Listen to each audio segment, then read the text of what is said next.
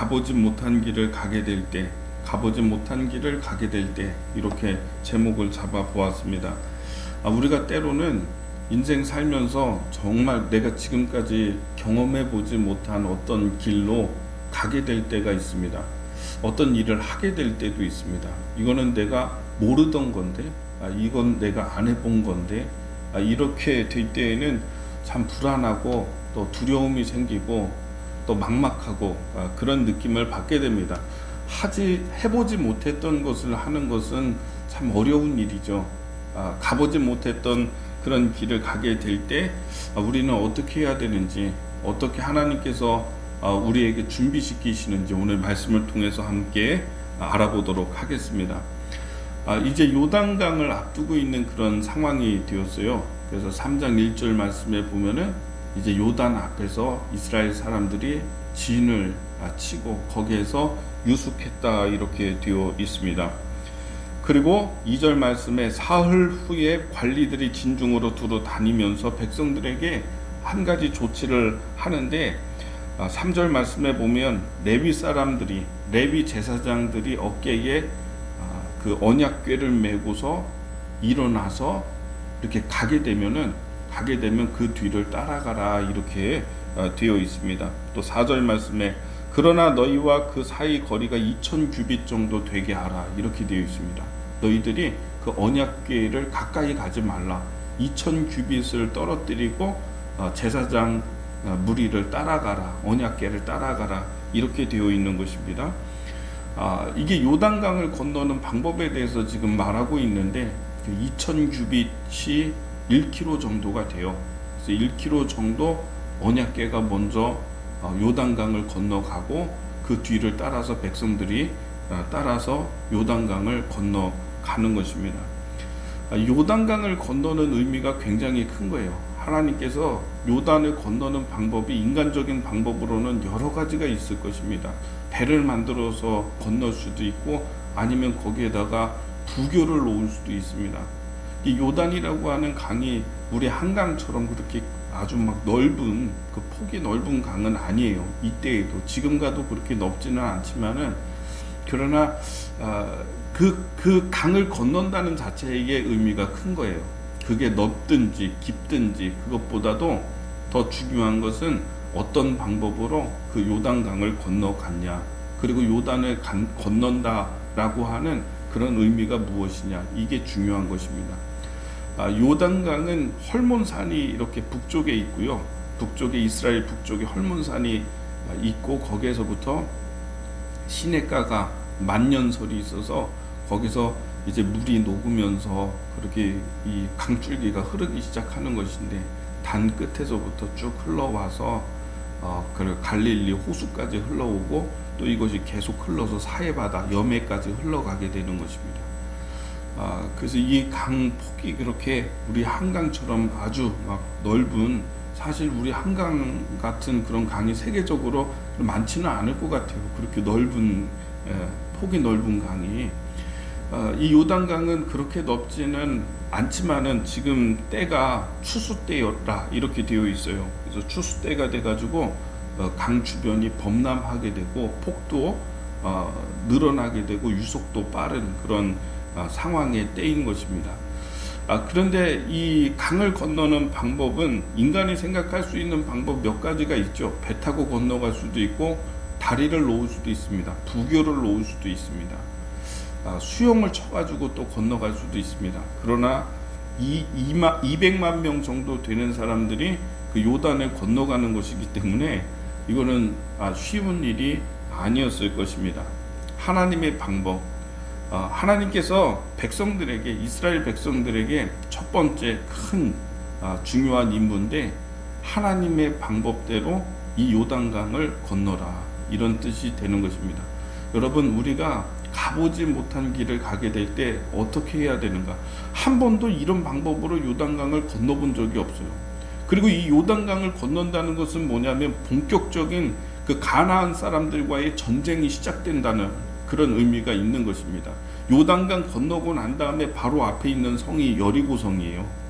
그래서 이스라엘 백성들이 본격적인 전쟁을 여리고 전쟁으로 보는 겁니다. 물론 이 동쪽에 있는 땅들은 모세와 함께 점령을 했지만 전쟁을 했지만은 실제적으로 본격적인 전쟁은 뭐냐면 가나안 서쪽이에요. 요단강 서쪽에 있는 땅이 하나님이 본래 주고자 했던 그런 약속의 땅인 것입니다. 그래서 요단 서편으로 건너가자마자 하게 되는 게 전쟁이거든요. 전쟁의 시작이에요. 가보지 못한 길을 가는 거예요. 지금 그 땅을 차지하는 실제적인 그런 첫 번째 전쟁을 하게 되는 것입니다. 그래서 요단 건넌다라고 하는 이런 의미는 새로운 일을 시작한다라고 하는 그런 의미가 될 수 있는 것입니다. 그래서 그 길을 가게 될 때 가보지 못했던 미지의 땅, 그 땅을 가게 될 때 하나님께서 어떻게 말씀하시냐? 첫 번째는 성결을 말씀하십니다. 성결하라. 너희들이 성결해야 된다. 말씀을 좀 보겠습니다. 자, 5절의 말씀에 5절에 여호수아가 또 백성에게 이르되 너희는 자신을 성결하게 하라. 여호와께서 내일 너희 가운데에 기이한 일들을 행하시리라. 이렇게 말씀하고 계시죠. 성결하라. 너희들은 정결해라. 성결해라. 먼저 여러분 우리가 기적을 맛보게 된다. 요단강을 건너는 하나님의 놀라운 기적을 맛보기 전에 우리가 준비해야 되는 것은 성결한 마음과 성결한 우리의 행동이다라고 하는 것이죠. 여러분 기적을 앞두고서 해야 된다면은 기도를 많이 하십시오. 밤새도록 오늘 기도하십시오. 이제 하나님께서 기이한 일들을 기적을 나타내실 테니까 밤새도록 기도하십시오. 이런 얘기가 아니었고 여호수아가 백성들에게 하는 얘기는 너희들 성결하라. 스스로 성결하라. 이런 말씀을 하고 계시는 것입니다. 여러분 우리가 정말 중요한 것을 앞두고 했을 때 정결하고 성결한 게 굉장히 중요한 것입니다. 그릇이 있는데 그 그릇에 무엇을 우리가 음식을 담거나 물을 담거나 해야 되는데 그 그릇이 깨끗하지 못하면 거기에다가 음식을 담지 못해요.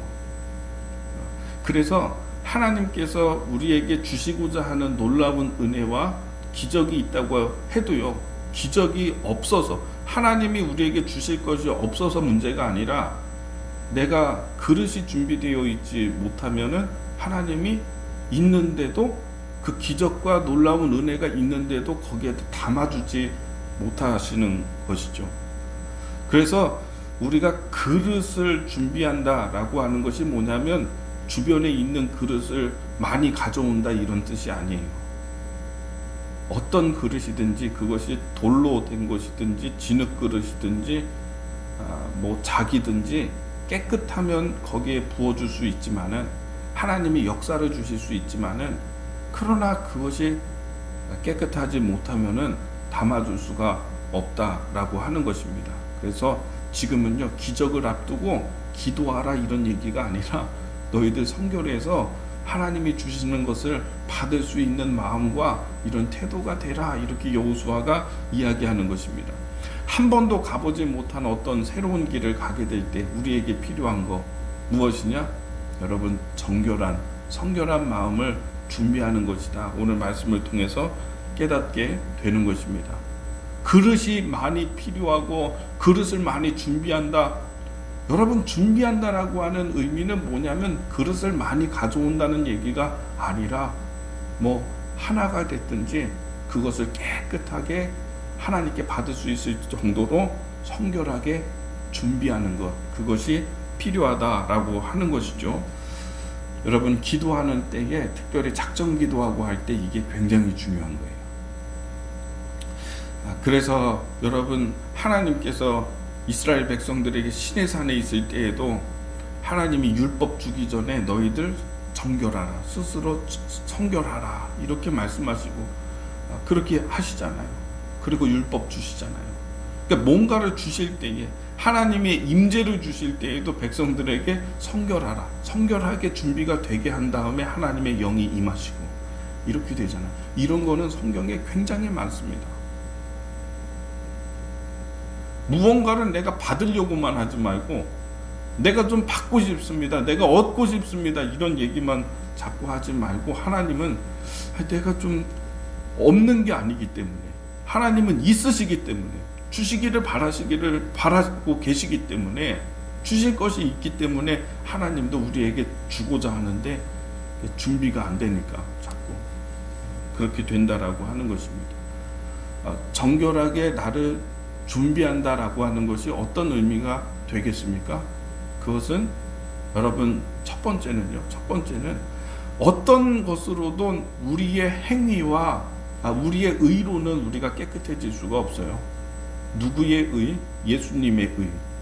죄인을 위해서, 나를 위해서 십자가에서 죽으시고 피 흘리신 하나님의 독생자 예수님의 의, 그걸 붙들고 나가는 거예요. 항상 그 예수님의 보혈로 나를 덮어 주옵소서, 나를 씻어 주옵소서. 예수님의 사랑과 예수님의 십자가의 의를 계속 바라보면서 그렇게 보내는 거예요.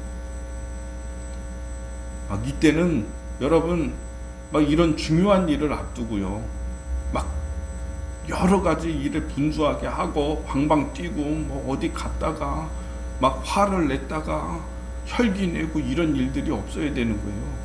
이럴 때에는 그런 예수님의 십자가의 의를 묵상하면서 자기의 생활을 정돈하고 그렇게 하나님 말씀 읽으면서 기도하면서 겸허하게 겸손하게 나를 씻어주세요, 나를 덮어주세요, 나는 하나님의 은혜가 필요합니다, 이렇게 시간을 보내는 것입니다.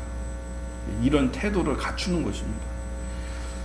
성경의 말씀에 보면은 너희들이 의복을 빨라, 여인을 가까이 하지 말라, 이런 이야기들이 있지만은 오늘날 우리가 받아들일 때에 여러분, 어떤 것이 중요하냐면 우리의 생각과 마음을 깨끗하게 하고 정결하게 하고 예수님의 사랑과 예수님의 십자가의 은혜에 집중하고 보내는 것이에요.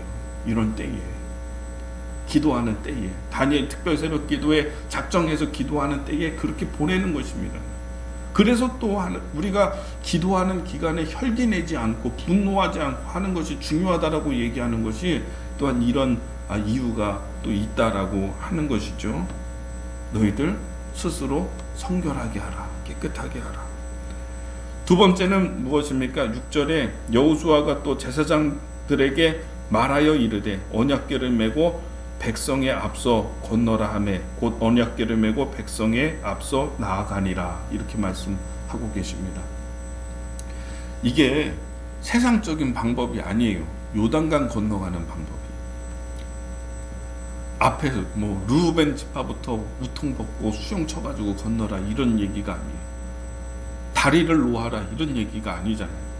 그냥 언약궤를 맨 제사장들이 앞서서 가고 요단강을 향해서 들어가라라고 하는 거예요. 들어가라. 그래서 이 언약궤 메고서 요단강으로 들어가게 될 때 흐르던 물이 끊어지면서 멈추면서 그 위로 물이 쌓이기 시작하는 것입니다. 그래서 저 멀리까지 물이 쌓이기 시작하고 물이 끊어지고, 그리고 하나님이 그 바닥을 마른 땅이 건조되게 하셔서 마른 땅이 되게 하셔서 그 밑으로 백성들이 건너가는 것이고요. 언약궤를 맨 제사장들은 그 강바닥 있잖아요. 강바닥. 거기에서 멈춰 서 있는 거예요. 백성들이 다 건너가기까지. 그 말씀을 보면은 이제 13절 말씀에 온 땅의 주 여호와의 궤를 맨 제사장들의 발바닥이 요단물을 밟고 멈추면 요단물 곧 위에서부터 흘러내리던 물이 끊어지고 한 곳에 쌓여 서리라. 이렇게 그 흐르던 물이, 위쪽에서 흐르던 물이 끊어지고 쌓였다. 흐르지 못하고, 그리고 그 강바닥은 건조가 돼서 아주 마른 땅이 되어서 거기로 흘러가는 것입니다. 제사장은 거기에 그대로 있어야 되는 거예요. 지금까지 이런 일이 없었죠.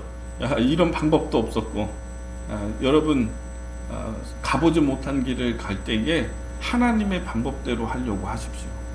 이 말씀 순종하는 거 쉽겠습니까? 제사장들이 그냥 그 강으로 들어가라고 하는 얘기인데, 그죠? 강으로 그냥 들어가라는 겁니다. 그런 거예요. 물로 그냥 이렇게 들어가는 의미가 뭐예요? 예전에 이제 스스로 이렇게 극단적 선택하는 사람들 들어가잖아요, 강으로. 그런 거 아니에요? 언약궤 메고서 들어가는 것입니다. 하나님의 말씀대로 끝까지 믿고 하나님의 방법대로 순종해서 믿고 가는 그 걸음, 그것이 가보지 못한 길을 승리함을 통해서 우리가 걸어갈 수 있는 길이 아닌가, 이렇게 말씀을 통해서 깨닫게 됩니다. 여러분, 성결하십시오. 깨끗하십시오. 그리고 하나님의 방법을 믿고 하나님을 믿고 끝까지 순종하는 그런 우리의 삶이 되기를 예수님의 이름으로 축복합니다. 기도하겠습니다.